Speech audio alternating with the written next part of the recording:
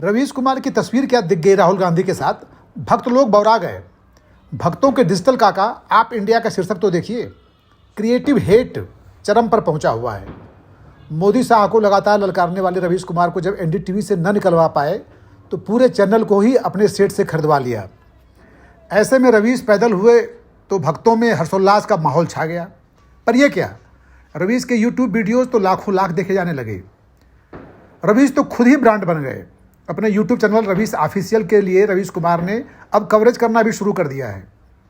इसी कवरेज के मकसद से वह राहुल गांधी के भारत जोड़ो यात्रा में पहुंचे और घंटे डेढ़ घंटे तक कवरेज के बाद लौट आए। उन्होंने इस कवरेज का वीडियो अपने यूट्यूब चैनल पर डाल दिया है। लेकिन भक्तों को इससे क्या मतलब कि पत्रकार कवरेज हेतु किसी नेता के प्रोग्राम में जा सकता है।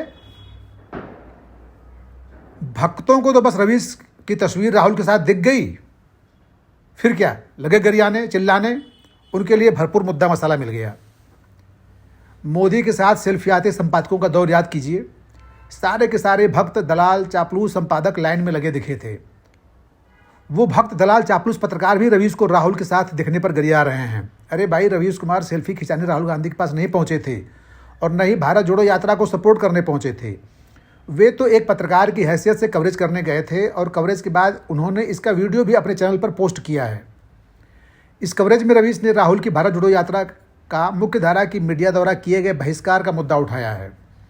ऐसे दौर में जब सारा चैनल सारा अखबार मोदी की गोदी में बैठा है तो अगर कोई रवीश कुमार किसी उपेक्षित और किसी फ्लॉप बताए गए भारत जोड़ो यात्रा का कवरेज करने निकल पड़ता है तो यह गरियाने का नहीं बल्कि सीखने सराहने का विषय है। लेकिन भक्तों में दिमाग कहाँ होता जो अब सीखें। होता भी है तो दिमागदानी में वे पहले से इतना गोबर भर चुके हैं कि अब अंदर खाली जगह ही नहीं है। वैसे भी भक्तों को स्वतंत्र रूप से सोचने बोलने की अनुमति नहीं है। उन्हें व्हाट्सएप पर आईटी सेल मुख्यालय से आने वाले संदेशों को पढ़ने पढ़ाने शेयर फॉरवर्ड करने और बाकी वक्त में विरोधियों को गरियाने के लिए कहा गया है। इतने सारे काम के बाद वक्त ही नहीं बचता कि वो स्वतंत्र रूप से सोच सकें। तो भक्तों, गरियाना जारी रखो। रवीश कुमार तुम्हारे कारण आज देश विदेश में बहुत मशहूर हो गए हैं। उनका कद व्यक्तित्व काफ़ी विशाल हो गया है। सोचो भक्तों, अगर तुम न होते तो बेचारे रवीश का क्या होता। वे एक साधारण पत्रकार बनकर रह जाते। पर तुमने और तुम्हारे अकाउंट ने रवीश को इतना बड़ा बना दिया है कि सोशल मीडिया पर रवीश को खोज खोज कर पढ़ा देखा जा रहा है और इनके वीडियोज को करोड़ों की हिट्स मिल रही है।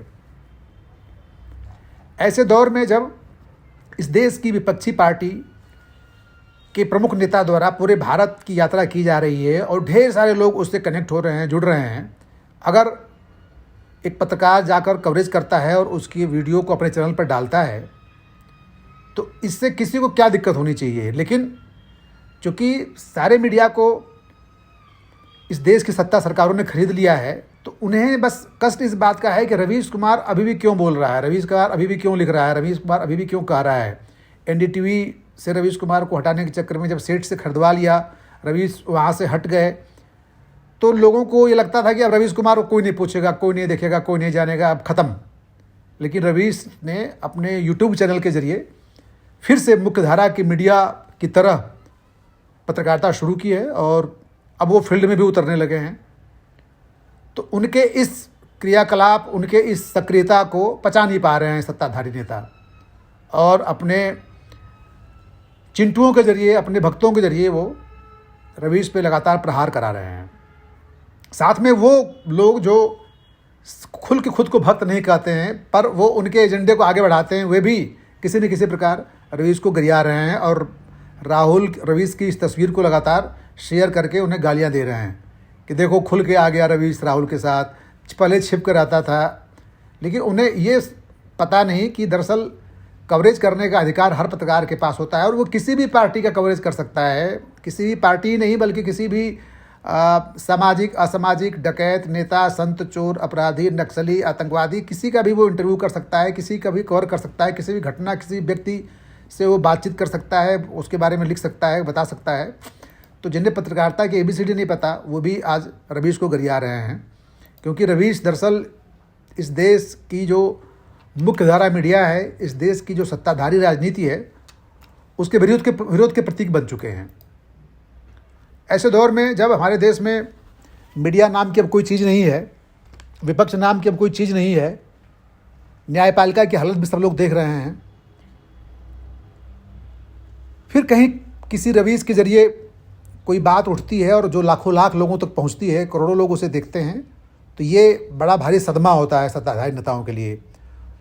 ये तानाशाही प्रवृत्ति, फासिस्ट प्रवृत्ति के लोग चाहते हैं कि बस वो जो कहें वही सच है, उसी को माना जाए, उसी को देखा जाए, उसी को सुना जाए।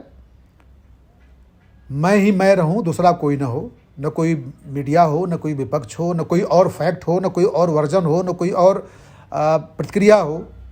तो ऐसे दौर में रवीश कुमार का सक्रिय रहना बहुत ज़रूरी है और हम उम्मीद करते हैं कि आने वाले दिनों में वो उन तमाम मुद्दों को उठाएंगे जो मुख्य धारा की मीडिया द्वारा उपेक्षित है, और भक्तों को इसी तरह मिर्ची लगाते रहेंगे और भक्त इसी तरह टाँ टाँ काँ काँ चिल्लाते रहेंगे। धन्यवाद।